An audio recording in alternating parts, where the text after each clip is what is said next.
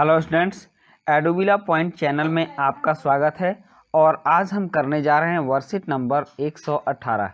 ये worksheet class 4 के हिंदी विषय की वर्कशीट है, जिसमें हम लोग रिमझिम किताब से थप रोटी थप दाल पाठ के बारे में पढ़ेंगे।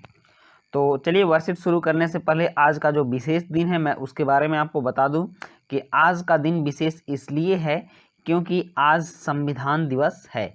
और 26 नवंबर 2020 मतलब 26 नवंबर को प्रत्येक साल हम संविधान दिवस मनाते हैं।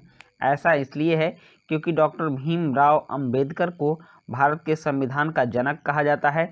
26 नवंबर का दिन भारत में संविधान दिवस के रूप में मनाया जाता है। इसी दिन 26 नवंबर को वर्ष 1949 में संविधान सभा द्वारा भारत के संविधान को स्वीकृत किया गया था, जो 26 जनवरी 1950 को प्रभाव में आया, मतलब लागू हुआ।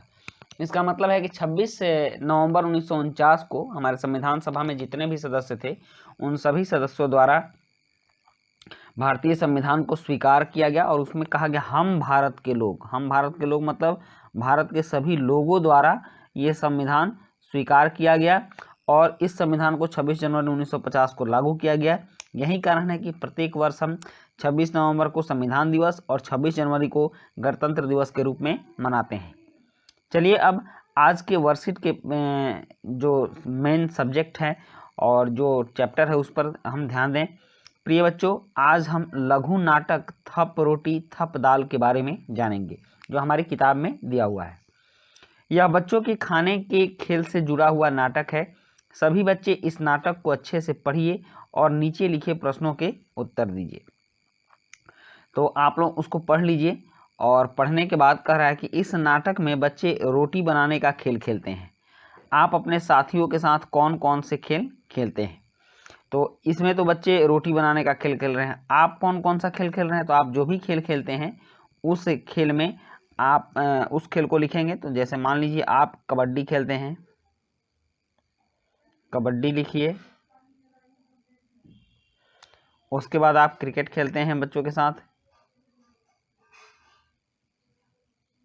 क्रिकेट लिख सकते हैं। आप वॉलीबॉल खेलते हैं, वॉलीबॉल लिख सकते हैं। उसके बाद आप बैडमिंटन भी खेलते हैं, तो बैडमिंटन भी लिख सकते हैं। इस तरह से हम विभिन्न तरह के बहुत सारे खेल अपने दोस्तों के साथ खेलते हैं। तो ये प्रश्न 2 हो गया, प्रश्न 1 हो गया। अब है प्रश्न 2।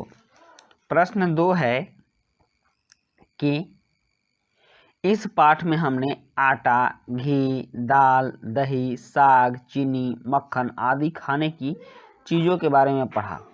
क्या आप स्वाद के अनुसार खाने की चीज़ों के नाम को तालिका में भरने में हमारी मदद करेंगे? जैसे स्वाद के अनुसार, तो इसमें से जो भी चीज़ें होंगी आप स्वाद के अनुसार देखिए। तो खट्टा क्या क्या हो सकता है खाने की चीज़ें? तो खट्टे में आप नींबू ले सकते हैं। नींबू कैसा होता है? खट्टा होता है। उसके बाद आंवला भी खट्टा होता है। या फिर अगर आंवला नहीं लेना चाहें तो आप दही लिख सकते हैं। दही कैसा होता है? दही खट्टा होता है। ओके। अब नमकीन चीज़ों के बारे में, तो दाल नमकीन होती है। उसके बाद सब्जी नमकीन होती है, जो बनी हुई सब्जी होती है। अब मीठा चीज़, तो मीठी चीज़ क्या होती है? तो चीनी मीठी होती है। और फिर खीर भी मीठी होती है। तीखा क्या होता है? तो मिर्ची, मिर्च तीखी होती है। उसके बाद जो सब्जी बनती है कभी कभी वो भी तीखी हो जाती है, तो आप उसको भी लिख सकते हो। तो आपने अभी तक जाना कि कौन सी वस्तुएं मीठी होती हैं, कौन सी खट्टी होती हैं, कौन नमकीन होती हैं और कौन तीखी होती हैं। अब चलिए, अब है प्रश्न 3। और प्रश्न 3 है निम्नलिखित प्रश्नों के उत्तर दीजिए। तो इसमें क्या क्या है? कौन कौन से पकवानों को गर्मा गर्म खाने में मज़ा आता है? तो गर्मा गर्म क्या मज़ा आता है? पुआ खाने में, पूरी। और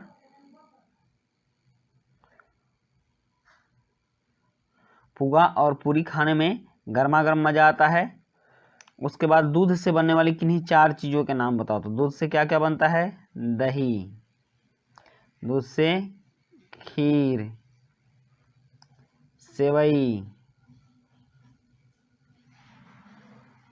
और पनीर। ये सारी चीज़ें किस चीज़ से बनती हैं? ये सारी चीज़ें दूध से बनती हैं। अब है नेक्स्ट, सरला ने कहा मैं दही का मट्ठा चला दूंगी। दही का मट्ठा होता है दही को महने के बाद, मथने के बाद मट्ठा मिलता है। दही का मट्ठा चलाने का मतलब है दही बिलोना या दही से लस्सी या छाछ बनाना। किन्हीं 2 चीज़ों के नाम बताइए जिन्हें हम बिलोते, घोलते या फेंटते हैं। तो किन किन चीज़ों को बिलोते हैं?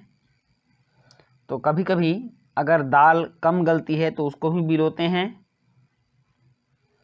ओके, उसके बाद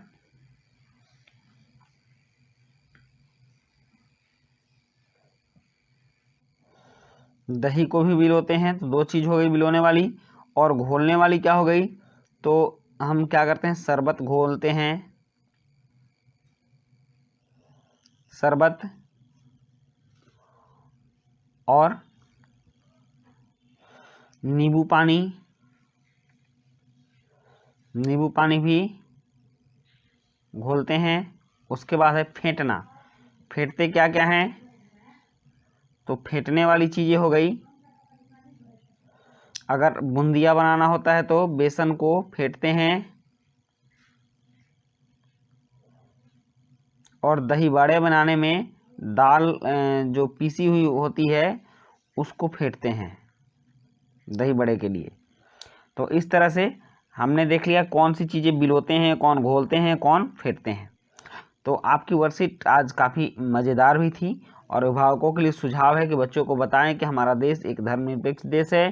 धर्मनिरपेक्ष का मतलब होता है कि हमारे यहाँ कोई भी धर्म राष्ट्रीय धर्म नहीं होगा, सभी धर्मों के लोग रहेंगे, जो सभी देशवासियों को समानता का अधिकार देता है, चाहे वे किसी भी जाति, संप्रदाय अथवा धर्म से संबंधित हो।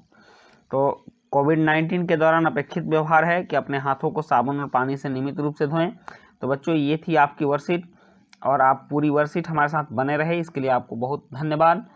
मिलते हैं हम लोग नेक्स्ट वर्कशीट में। Thank you.